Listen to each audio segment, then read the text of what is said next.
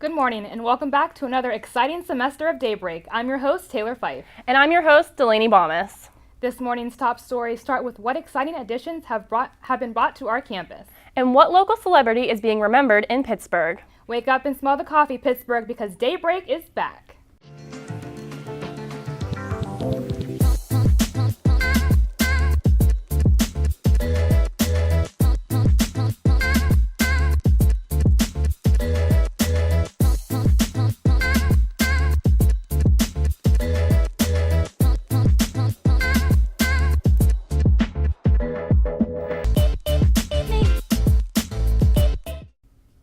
Well, Taylor, all of this rain has got me down, but we've had a break in it the last couple days or so I'm hoping that'll hold off. Yeah, that's true. We had to break a little bit to get rid of some of that flooding in the bathtub sections and things like that. So hopefully it'll let off a little bit. I know there probably is some more rain coming with Florence, but we have a Daybreak debut this week. We have Lindsay Carson on weather. Lindsay, what do you have for us? Today we have a high of 83 and a low of 66, and it's pretty cloudy, so I suggest if you're going out, bring a raincoat with you. But you can put that raincoat away for the weekend because on Saturday we have a high of 83 and a low of 65, and it's very sunny outside, so you don't have to worry about all the rain we've been having. On Sunday, it's a high of 80 and a low of 68, and it's still going to be sunny, so if you're going to the Steelers game, you don't have to worry about bad weather.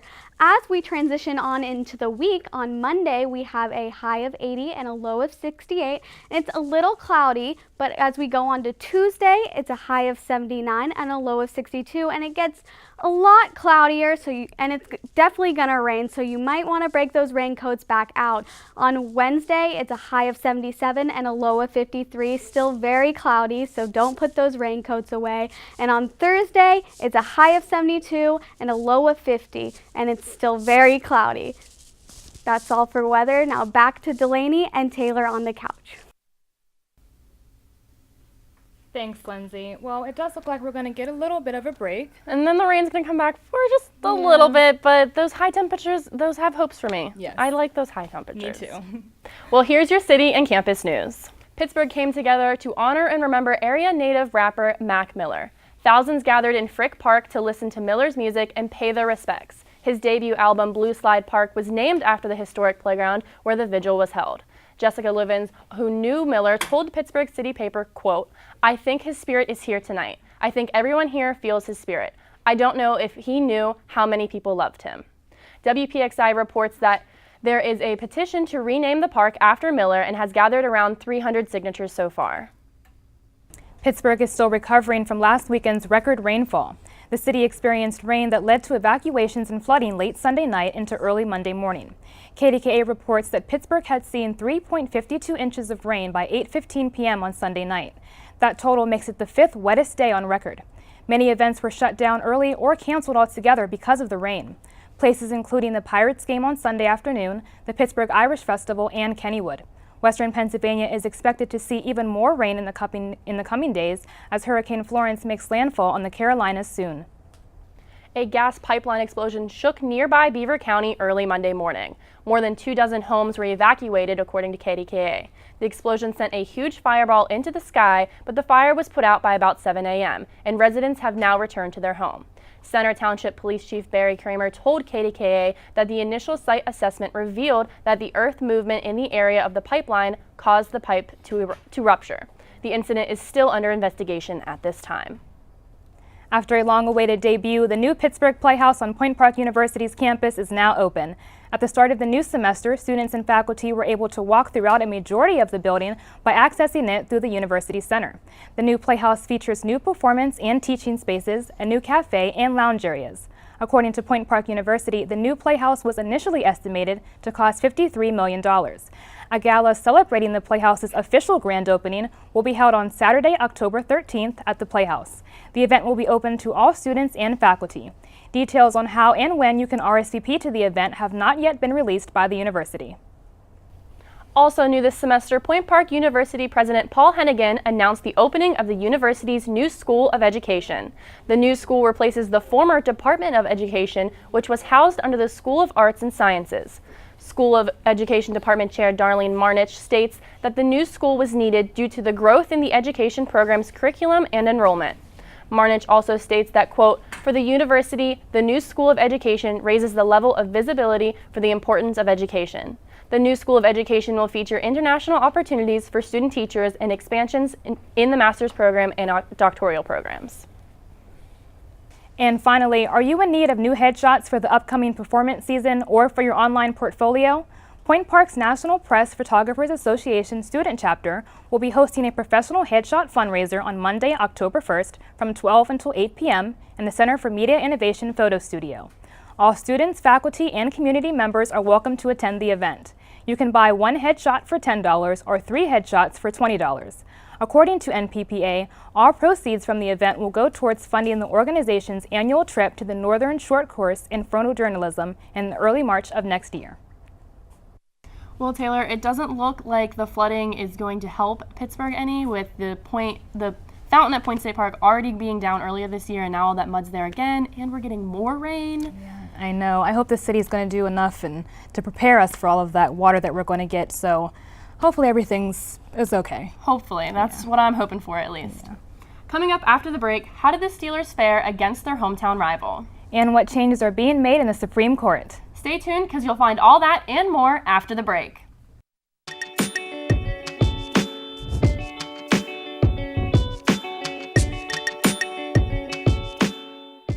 Whatever happened to predictability?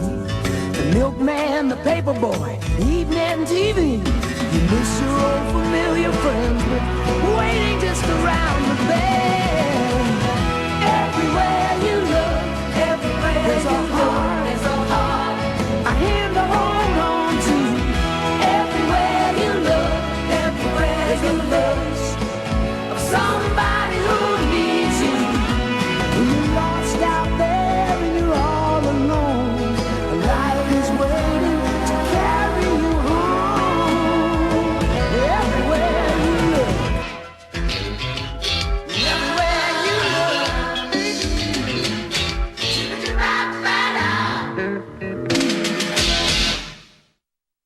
Spending just 7 minutes climbing stairs each day cuts your risk of a heart attack in half over 10 years. Sure, elevators are convenient, but you burn twice the number of calories just going upstairs than you do while jogging. Think about how long you spend waiting for elevators. The average person spends the equivalent of 2 years waiting for elevators over the course of their lifetime. Don't let that be you. Save time and increase energy. Next time, take the stairs.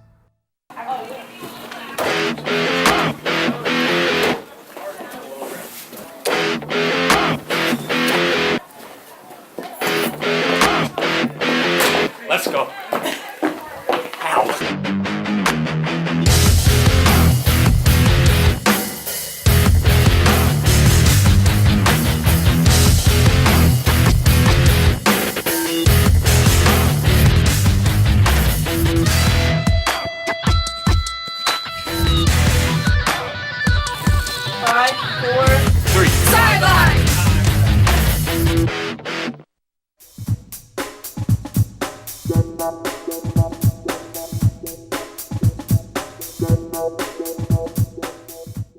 Welcome back to Daybreak. I'm Kiara Fry with your latest Pittsburgh sports news. Football is back, and the Pittsburgh Steelers made an interesting season debut, but not in the way many expected. On Sunday, the Steelers tied with the Cleveland Browns 21-21 after a scoreless overtime. This tie ended the Browns' 17-game losing streak. While the team left Cleveland with their heads down, one player made an interesting first impression in the season opener. Running back James Conner had his first NFL start on Sunday in Le'Veon Bell's absence. Conner had a good performance, rushing for 135 yards on 31 carries. He also caught 5 passes for 57 yards. The young running back's only mistake came in the fourth quarter when he fumbled the ball with 7.5 minutes left on the clock. His fumble gave the Browns an opportunity to make their comeback and tie the game. Conner is likely to start again in Week 2. According to the NFL Network, Bell missed the Steelers' game meeting on Wednesday. Bell has held out since preseason, and some are predicting that his holdout could last well into the regular season. The Steelers will face the Kansas City Chiefs in their home opener on Sunday at Heinz Field. While the Steelers season is just getting started, the Pirates season is winding down with only 6 games left. The Pirates narrowly avoided being swept in their recent series with the St. Louis Cardinals. They defeated the Cardinals 4-3 on Wednesday, ending the series 1-2. The Pirates will be back in action on Friday against the Milwaukee Brewers. And that's the latest in Pittsburgh sports. Let's head over to the Daybreak news desk with Andrew Brinker. Andrew, what are the latest updates in national news? An interesting progression out of Washington this past week as the days before a vote on Supreme Court nominee Brett Kavanaugh are quickly dwindling. According to Politico, approximately 8 senators, including representatives on both sides of the aisle, are still undecided on how they plan to vote. Included in this list are recently elected Alabama Senator Democrat Doug Jones and historically moderate Senator Susan Collins, a Republican from Maine. According to the New York Times, Kavanaugh represents a key Supreme Court vote for pro-life conservatives.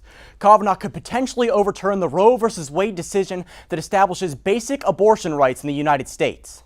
Abortion rights groups from both the right and the left, including the Planned Parenthood Action Fund and the NARAL pro-choice group, are applying high pressure on the undecided senators. As time runs out, Democrats are making one final push against the nominee. NBC News reports that the Senate will hold its full confirmation vote on September 24th. Turning now to the New Hampshire governor's race, former state senator Molly Kelly conclusively won the Democratic primary over opponent Steve Marchand. According to the New York Times, her victory is one of dozens in the recent surge of support for Democratic women in runs for public office. Kelly received approximately 65% of the state vote. Even with strong Democratic turnout, the general election will be an uphill battle for Kelly as she faces incumbent Republican Chris Sununu, who, according to CBS News, is one of the United States' most supported governors. That's all for national news. Let's head back over to the desk, to the couch with Taylor and Delaney. Thanks, Andrew. Coming up after the break, what new gadget is Apple bringing to the table? And what styles are being rocked down the red carpet for Fashion Week? All that and more only on Daybreak.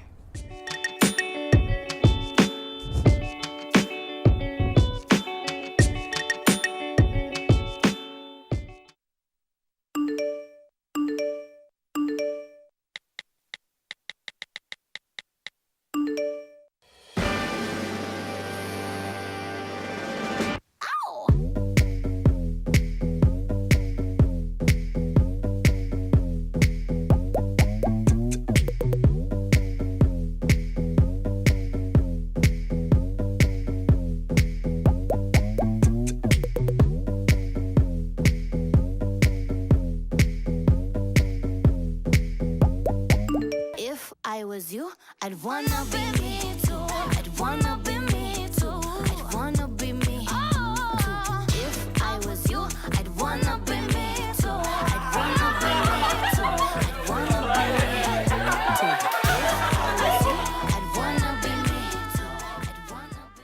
Spending just 7 minutes climbing stairs each day cuts your risk of a heart attack in half over 10 years. Sure, elevators are convenient, but you burn twice the number of calories just going upstairs than you do while jogging. Think about how long you spend waiting for elevators. The average person spends the equivalent of 2 years waiting for elevators over the course of their lifetime. Don't let that be you. Save time and increase energy. Next time, take the stairs.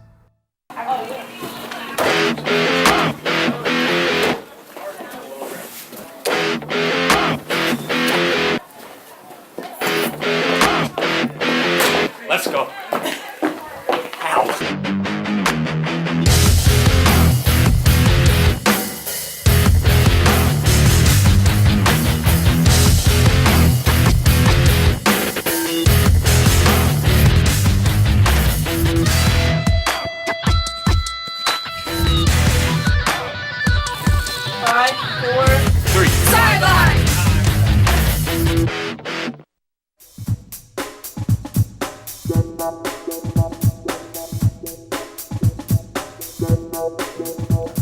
Welcome back to Daybreak. I'm Sarah Ray Wisniewski with your timely tech news. Apple announced new updates and 3 new iPhones during a live stream on their website at 1 p.m. on Wednesday. These phones will have a majority of the same features as current iPhones, but now the new iPhones will be bigger than ever before. According to Apple.com, the newly called iPhone XR is the cheapest of the three with a starting price of $699. This phone is so spectacular due to its new color variations. The XR will come in white, black, red, blue, and yellow. The second phone announced by Apple is the iPhone XS. According to Apple, this phone is meant to be the next version of the current iPhone X. This new phone has a 5.8-inch display and starts at $999. And last but not least is the iPhone XS Max. This phone has a display size of 6.5 inches, making it Apple's biggest iPhone yet. Prices for the Max start off at a whopping $1,099. According to Apple, the iPhone XS and XS Max will also have cameras better than ever before. These new phones will now have portrait mode settings on both the front and back cameras. Additionally, the phones will include a new portrait mode bokeh effect that will take users' photos to the next level. They'll be allowed to adjust the amount of blur in an image.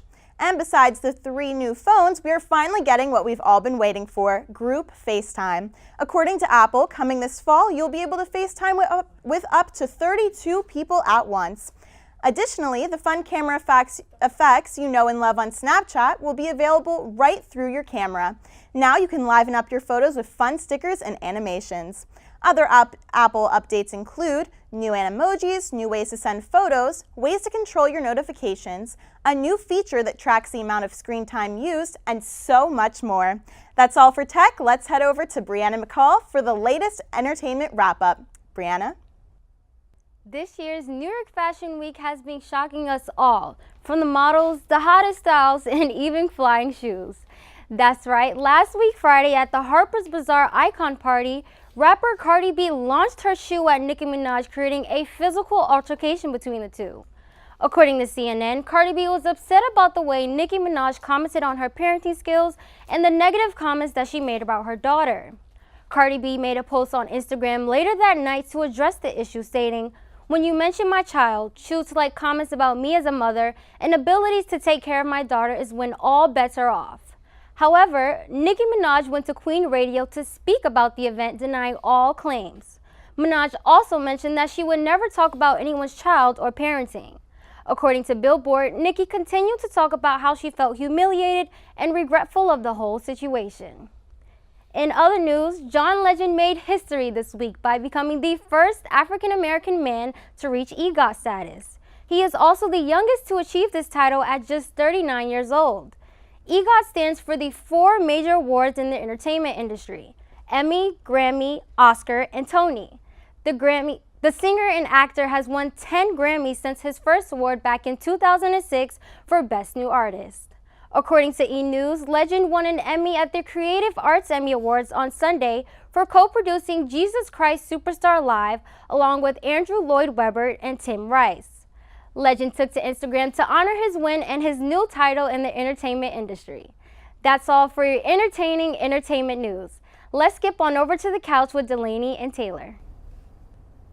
Well, I don't know about you, but that Cardi B Nicki Minaj fight, that was really funny to me. Yeah, I seen a video of Cardi B walking out with like a with knot. that big thing on her face? Yeah, that wasn't pretty or cute. No, not at all. Well, stay tuned for after the break because you'll find out what organization has a new home on campus.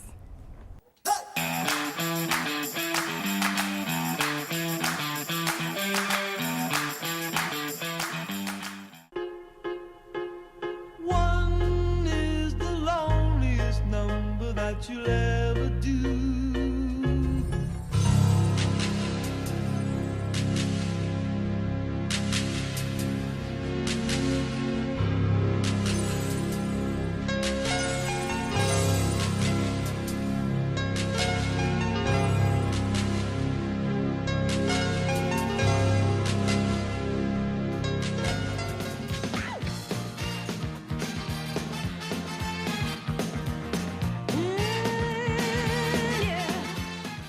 What's one word to describe CAB? Welcoming. Community. Creative. Experiences. Family. Openness. Pineapple. The Campus Activities Board is a student-run organization that consists of 7 different committees. Each focuses on event planning, marketing, and administrative activities. Join us in organizing the juiciest events on campus, from late-night bingo to festive dances to our team bonding meetings. Follow us on Twitter and Instagram at Point Park Cap, or like us on Facebook at Campus Activities Board at Point Park University. Good evening and welcome to Newsnight. I'm Josh Troop alongside Jess Popichak. Defending his decision to kick out 15 Cuban diplomats from the United States. Thanks, Allison. Fitness on Demand has returned to Point Park. Residents fear that Mount Agung will have a repeat of 1963's eruption. Two-star NFL quarterbacks made the headlines this week after wrapping up. Thank you so much for joining us this evening. That's your news tonight. For Nick Tomarello, I'm Alex Grubbs. Have a great night.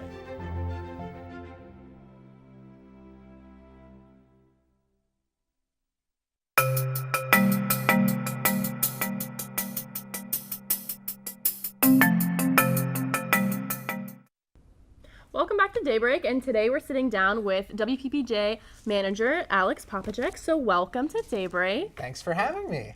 So we heard that you have a new location on campus. Can you tell us a little bit about that move? Yeah, so after about 40 years in what I'm referring to as the cave in Lawrence Hall on the second floor there, we made the move to the first floor of the Conestoga building. It's right at the corner of Fort Pitt Boulevard and Wood Street, where if you've been on campus long enough, old Starbucks, they converted that into a shared space between WPPJ and the Globe.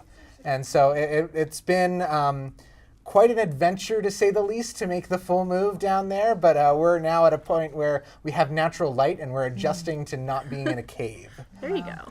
So what are some of the advantages of being in this new location? So in addition to having natural light and not, being mole people, we also have had the chance to look at all of our operational standpoint, like what is hooked up to what or what doesn't work. And we were able to take a serious look at our studio space and make it more operational. And we're also in the same space as the Globe, which opens us up to collaborating with them on different projects. And I'm hoping in the next semester here that we're able to maybe work on a podcast or something like that. We already have editors that are hosting some shows too, so that'll be cool. Cool. So I know you have this new radio station now, and you have the CMI location. How do those two differ? Are they kind of the same, or what's the difference between those, I guess I'm asking? So the space on in the Conestoga building is 100% ours. It's controlled by WPPJ. We schedule the space, and it's the one space is strictly for our on-air shows, and the other one is kind of a production space for all.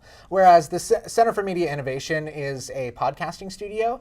We do have them interconnected, and they can play well with one another, but that's primarily where our podcasts operate out of. So it's kind of like one is more pre-recording, and one is more live to the world. Okay, that's interesting. So for those people who may not be familiar with WPPJ, can you just give us a little history about the station and how many shows you currently do? So WPPJ, in a nutshell, is Point Park's oldest student media outlet. It was started in 1966, if memory serves me right.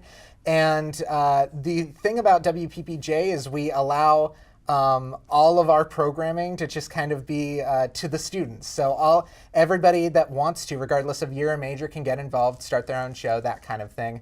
Right now we're streaming over the internet and on through our website, WPPJradio.com.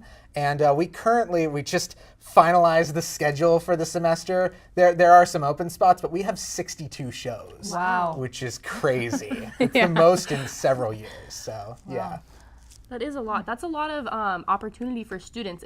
And you talked about how you can do more now with this new studio space. Do you have anything in mind yet, or is this still in the works? We're working on a lot of different things. Like I said, having everything operational opens up a lot of doors to us. We're hoping to be able to do more remote broadcasts. And I've always said that the talent for WPPJ has been there. Creative talent is evident all over this campus, but we didn't really have the facility for it. So now, if you have a crazy idea, bring it to us, because we can probably do it. And that's something that's really exciting, to be able to hand freshmen, sophomores, juniors, seniors the opportunity to play with the audio as a medium. So for people who want to get involved in WPPJ, where do they sign up? How can they do that? So it's kind of a mishmash, depends on what you're interested in. But the best way to get a hold of us, again, check out our website, WPPJradio.com, and we have a contact link at the bottom, and that will get you sent to the right direction of if you want to be more of an editor, if you want to be on our social media team. We've got spots for everybody.